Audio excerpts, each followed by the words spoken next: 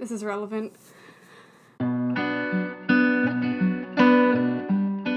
Okay. I guess I'm back. I got a haircut. I got a tattoo.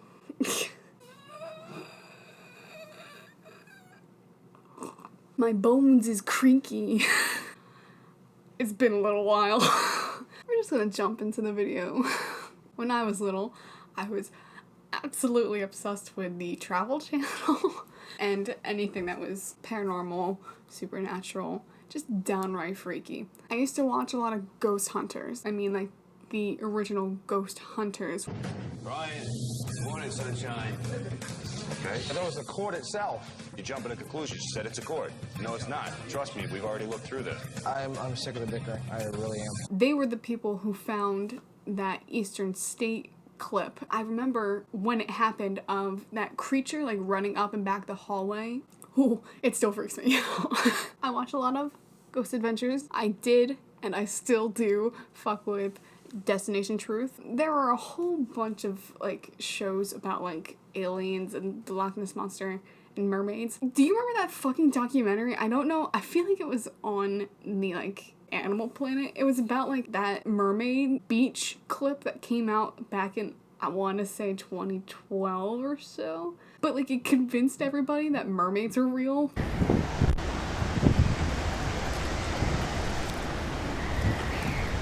Now, there's a documentary that was always on the Travel Channel. It's called Bigfootville. It's great. I remember watching it a lot. Between 2007 and 2009, I would have been like 8 or so. The documentary actually came out in 2002, which makes a lot of sense now that I've rewatched it. Like the technology of it is not very good. Out of like nowhere, a couple weeks back, I like all of a sudden remember this stupid documentary that I used to watch when I was a kid, and I was like, you know, that'd be some good content. There was another Bigfoot show that came on a lot, and I found out what the show was because there's a clip that I thought was in Bigfootville that was actually in this other TV show. I'll explain more about that when it comes up. I don't know. I'm on a bit of a nostalgia trip with this channel. This intro is probably gonna be way too long. We're gonna get this out of the way. I kind of believe in Bigfoot. Call me Shane Madej, I guess, because I think Bigfoot is flesh and blood. This documentary does like literally nothing to prove that there's a creature or something, but it's based around this 2001-2002 sighting of Bigfoot in Oklahoma. It's all based around this area in Oklahoma. They talk to like a whole bunch of different people, which is why they call it a documentary rather than just like a show, I guess. We're gonna go through this documentary, just like I do my other videos, and we're gonna talk about it. Honestly, this is just gonna be another chilled, laid back, fun video, hopefully. I will link the documentary in the description so that you can like watch it with me or something, because I can't do like a whole lot of video editing stuff. Oh, I almost fell off my chair. Is this The legendary Bigfoot caught on camera? This opening music literally still pumps adrenaline through my bones. This sighting still scares me. And I would watch this at like 6 in the morning. Me, little 9-year-old, whatever my name is at this point. I don't know how I was able to sleep as a kid. Does it even exist at all? According to the man who shot this film, to the truth. It's so creepy because the Bigfoot walks with its arm out like this. No, it still scares me. Of you, and you don't know what it is. I forgot how official this documentary felt when I was younger. Like, this felt like the real deal. Like, breaking news, they caught sightings of Bigfoot. And now I'm just like, this documentary is so stupid, but it brings out such a different side of me, and I love it. You guys ain't gonna believe this, but I saw something big and hairy walk across the road. This one guy says, I saw something big and hairy crossing the road. But like, this is where like the skeptic part of me comes out, because this documentary doesn't really do anything to prove that there's a creature or anything. So I'm just kind of like spouting whatever comes to mind, because I do believe in Bigfoot, but I don't believe that whatever they're doing in this program proved that Bigfoot is definitively real. Doesn't Oklahoma have like coyotes and shit? I don't understand why people's first guess is to just go to Bigfoot when there's obviously other explanations to these creatures. You have to wait for the beat drop of the drone shot, because it still brings so much excitement to me, because that would be my shit. About it. I can feel really the beat believe coming. That if there's something out there, I could find some evidence I have not found in that nature. It is. It's real. There it is.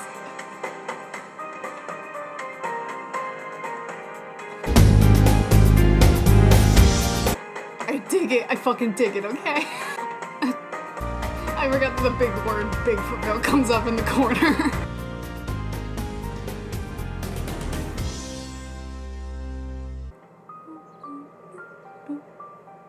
When you think of Oklahoma, you think of the Old West, wide open prairies, Native Americans, land runs, and of course, tornadoes. This whole town and area just like went head deep into this Bigfoot phenomenon. We're only 2 minutes into the documentary and I've been talking for 20 minutes. The documentary is opened based on the original sighting. And then there's like this journalist lady who goes around the areas talking to people who think they have witnessed a Bigfoot. And I talked to this skeptic guy. He's like a self-proclaimed skeptic or whatever. And he like freaks out during one of their nighttime investigations. Really, I haven't ever ran away from something that I was afraid of like that ever before. And we're supposed to take that as like evidence that like something is happening because this guy who thinks he's a skeptic and doesn't really believe in Bigfoot's freaked out. So we're supposed to take that as evidence. But it's also important to remember that they're in like a dark wooded area at night, so of course it's freaky. I think the thing that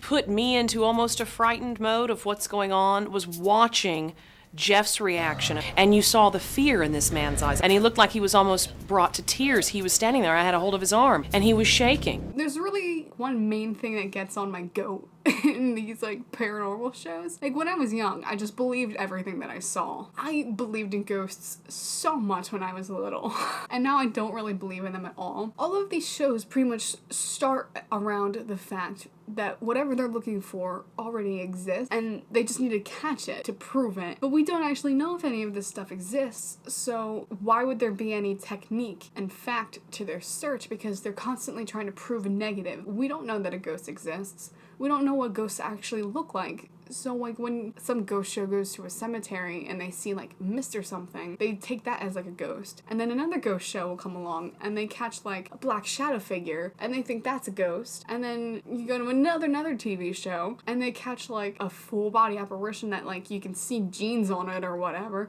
and they think that's a ghost. They're just constantly trying to prove something that we don't have any proof of, and just taking whatever they see as like, oh, that's a ghost. That must be what a ghost looks like. I gotta stop doing that. So we should go back to the documentary. Now, there is a section of this documentary where these pictures come up and they scare the shit out of me. So there is this one picture that fucking freaked me out so much that I would physically have to like look away from the screen. But as I was watching the documentary and it was scrolling through all these pictures in my head where it should have been, it fucking wasn't there. And I freaked the fuck out thinking I came up with a Mandela effect. Like I can see it in my head right now. It was like this Bigfoot thing, and it had like a almost like a feminine figure. Like it was almost kind of curvy. It had like this really round head. It was very furry, and it was like jutting forward with its arms out like a dinosaur would, and it wasn't there. So because I freaked out, I looked a little deeper, and apparently it was Weird Travels episode on Bigfoot, because I kept looking. I was like Googling like feminine Bigfoot or like creepy Bigfoot, and then I was like searching through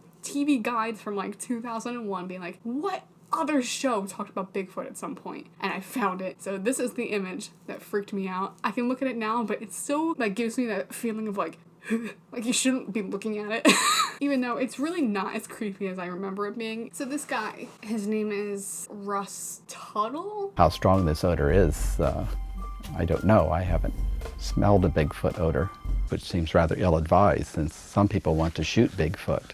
He comes back a lot throughout the film because he's like the main skeptic, because he's like a professor at some university, so he's supposed to be like the expert opinion. There's no physical evidence for the existence of Bigfoot. I distinctly remember back in the good old days, they believed in a creature called the kraken, and there were like a whole bunch of these documents, I believe from, I want to say like 1800s. They'd be like sailors' accounts of being in the water, and a lot of them would be talking about like this huge tentacled creature that they called the kraken. And then in 2004 we caught the first image of a giant squid. because, as you may not know, they live like 3,000 feet deep in the ocean, which is why we don't see them often. These sailors would see them and not know what the fuck they were, so they would call them something else. I kind of believe that that's what's gonna happen with Bigfoot at some point. Since we're in, like, we have clips from the 20th century, now the 21st century, I think what's gonna happen is the thing that we have always called Bigfoot is gonna have, like, we're gonna find evidence of, like, what these things actually are, but they're gonna be, like, something slightly more realistic than, like, what a lot of people picture a Bigfoot is, and it's just gonna become common knowledge that, like, oh yeah, that thing that we used to call a Bigfoot is actually, like, homo sapien, or whatever. Like, so I think we're gonna see some sort of scientific proof at some point, just like they did with the supposed kraken and giant squid. I don't know if that's gonna happen. I just kind of think that's kind of where it's gonna go. Now, there is one thing I really do like about this documentary, at least at the very beginning of it, is it does try to provide alternatives to what Bigfoot could possibly be, but they all are somewhat improbable. There was a giant ape called Gigantopithecus, but it became extinct over 1 million years ago in Asia. Even if Bigfoot is, like, a descendant of an ape or whatever, that's still Bigfoot. Just because, like, if you think that humans themselves evolved from something, which I'm not gonna get into my own personal views about that, you wouldn't call us just straight up descendants of Neanderthals, because that doesn't negate what we are now. Like, we're still humans. In shows like this, where you're constantly switching between skeptics and believers, it's such an extreme between the opinions that it gives you almost whiplash, and you're left wondering where these, like, believers in the middle, because I consider myself right in the middle. Alright, also, they're starting to talk to the local Native American tribes, and this guy, his name is Tim Harjo, he comes back later in the documentary, has a very iconic line towards the end, not the last we see of him. Keep an eye on him. It could be standing right there in front of you, and you still wouldn't see it. This documentary really does. It always makes me feel like I'm swaying back and forth between beliefs, because it's like, oh, well, this makes sense. And then someone's like, well, no, that's not really how it works. And then you're just like, oh, okay. Also, this fucking drawing. Basically, this is what I saw. In the making of this program, It always cracks me up. the team's aim was simple: to visit the locations where the sightings had been reported most recently, and if it did exist, to capture a Bigfoot on film. With the team was Cindy Bear, a local journalist from Tulsa. We're finally introduced to the main journalist lady of this documentary. Her name is Cindy Bear. I don't know, I remember finding her very annoying when I watched the documentary. She's a radio host in the area of, I believe, Tulsa. She's annoying. I never really liked her character in this, and it makes sense because she's trying to be a different personality. When I watched this originally, I was like, oh, she's a journalist. That's kind of official. But now that I know she's a radio host, it makes it a lot different. She is just going with the flow with everything. She's not actively, like, investigating stuff. Also, she looks like Scully, but she tries to act like Mulder. I don't know about you, but I'm ready to go. There it is again. God. Whenever they replay that stupid sighting, I would freak the fuck out. It still really doesn't make any sense to me, because to me, that's like what a Bigfoot looks like. The way that it stands still, like, gives me the heebie-jeebies. They really do try to keep this weird, like, serious feeling to this documentary until you realize that they're trying to hunt down an ape in the middle of Oklahoma. He's also told me of rangers encountering a man in a gorilla suit holding the head of the costume under his arm walking along the road. That's always something that people come back to when they talk about, like, Bigfoot, the whole person in a costume thing. I understand that this has almost definitely happened.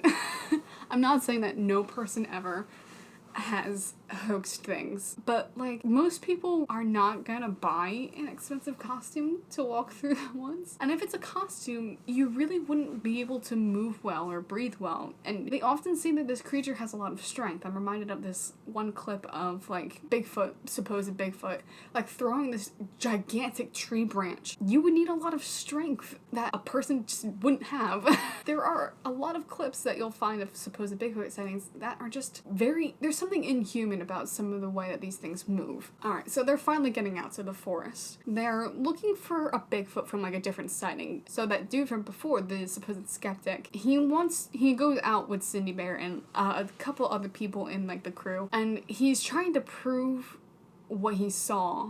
You didn't even want to come tonight, did you? Not really. I haven't ever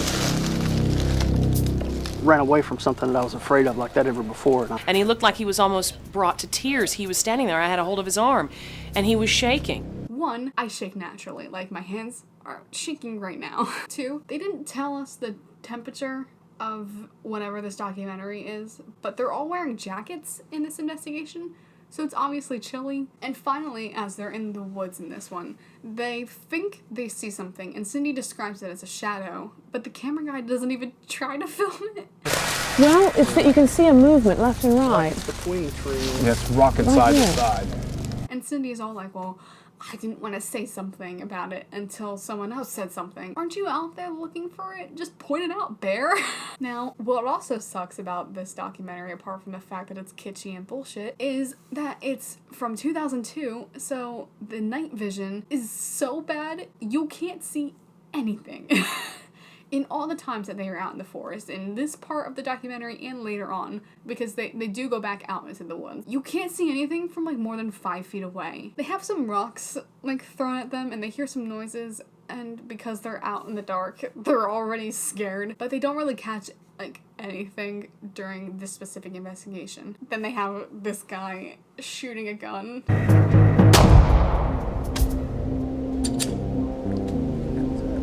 It's really fucking funny that this guy tries to like shoot something when that professor guy was like, people want to shoot Bigfoot. They must have talked to the professor guy after the documentary was fully filmed, because it feels like too much of a coincidence for that one. Looking back at this documentary, I notice that they really haven't done anything, and Cindy really just thinks that people are more scared than like looking for something.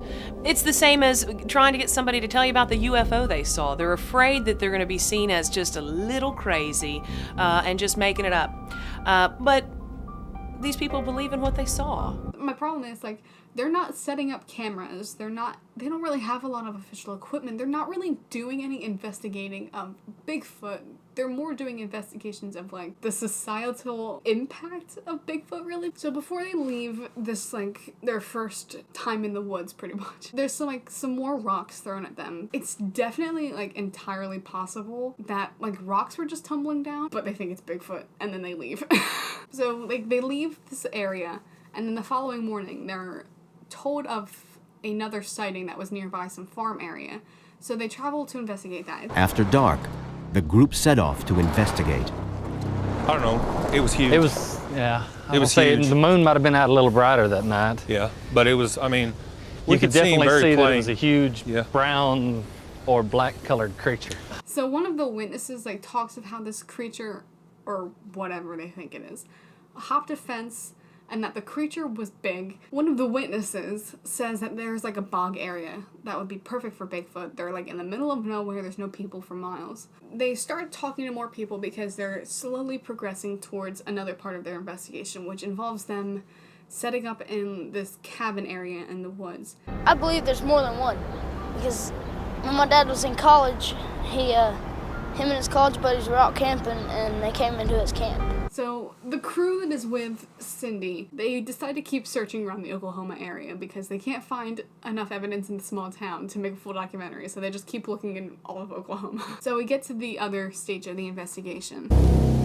The crew leased this cabin high in the mountains with one simple aim: to stake out whatever creature this was in its own backyard. So they're using the cabin as a sort of like home base, finally. They bring in some good equipment. They like set up night vision, they set up like several cameras in the woods, and people are actually going to be walking through the woods pretty much all night, which is the way to go about this. If you believe in Bigfoot, or you know that you're looking for some sort of creature in the woods, you're going to treat it like almost like a deer hunt. You're going to set things up and you're going to look for it. As they finish setting everything up, people are starting to like get into this part of the investigation, and they start to pick up some movement in the woods. And there's a crew in the woods that are looking for it. But there is so much happening on screen. They keep switching between all these different angles of like people, screen, Cindy, more people, fast thermal image, that you can't really get your bearings and see anything. The cabin had lost all power, and the team found itself stranded on a frozen mountaintop.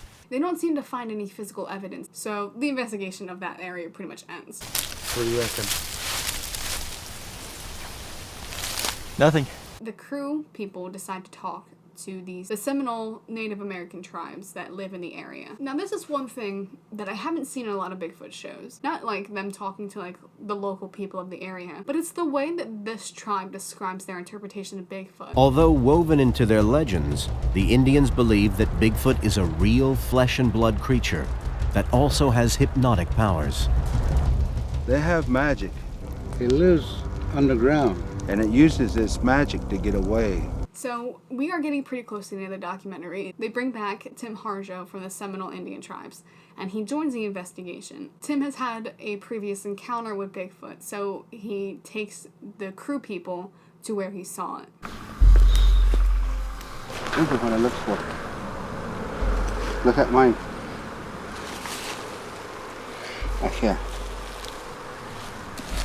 The iconic line is coming, and I really want you guys to just listen to it. You smell it? Do you smell it? This one. You sure? Stink. Stay put. Tim kind of pauses, and he appears to be like looking at something in the distance, and they take some pictures, and the camera that they're using to film has trouble finding it, and you see them taking pictures, but like what they decide to show us is the image off of the film camera, and when you zoom in, you can't see shit. Yeah, white figurey looking thing. Never mind. You see it moving? Sorry. You see it, bro? I haven't looked. I'm trying to do it with the lens, but then I can't see it on the lens, too far away. Bigfoot?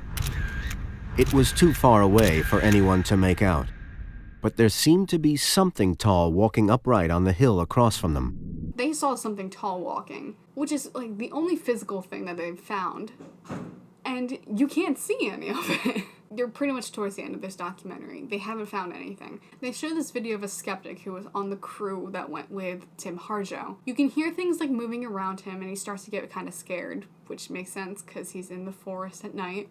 And he's talking about like everything he's seen on this particular part of the investigation. And he says that he hears like a grunt. I heard a grunt noise. So something stood within 30 foot to me, or sat or crouched within 30 foot to me, grunted like a... But that's pretty much it. And then it's back to the opening drone shot. It plays the dramatic music again, and it shows the creepy sighting from the beginning, and then the documentary ends. So the documentary really finds nothing except that some people are scared in Oklahoma.